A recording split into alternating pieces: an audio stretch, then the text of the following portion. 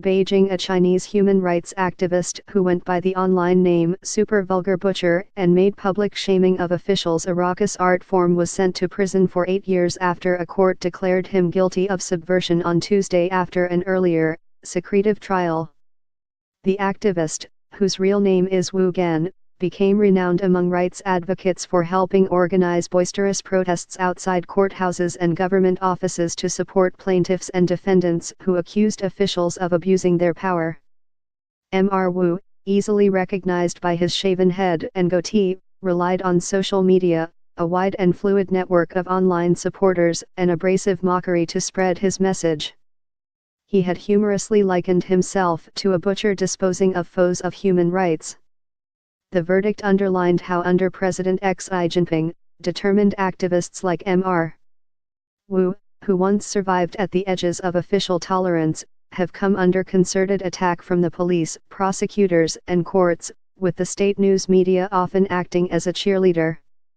The court in Tianjin, a port city near Beijing, where Mr.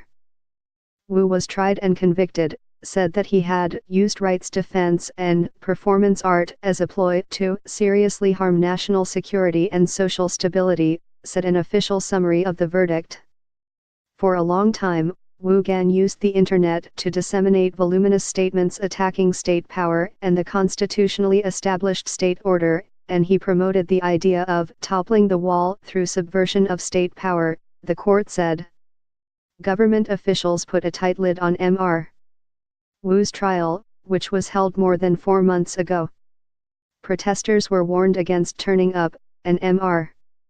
Wu's supporters and Western diplomats who went to the courthouse were enveloped by the police and security guards in plain clothes, according to human rights groups monitoring the trial. Days before the trial, Mr. Wu issued a statement saying that he would not speak during the hearing and predicting that he would receive a heavy sentence for refusing to go along with a show trial. "I will never regret what I have done and the choices I have made up to now," Mr. Wu said in the pre-trial statement that human rights groups shared online. He wrote, "I will be convicted not because I'm really guilty, but because I refuse to accept a state-designated lawyer, would not plead guilty and go along with media propaganda, and insisted on exposing their savagery in torturing and abusing me, as well as the prosecutors' cover ups and dereliction of office." The Tianjin Second Intermediate People's Court, where Mr. Wu stood trial, said he had acknowledged that he had violated the criminal law. But the court's brief summary did not say Mr. Wu had pleaded guilty, and it noted that his lawyers disputed the prosecution's case. Mr. Wu's defense lawyers Yan Xin and Ge Yangzi refused to comment after the trial. In addition to the 8-year prison sentence, Mr. Wu was deprived of his political rights for 5 years.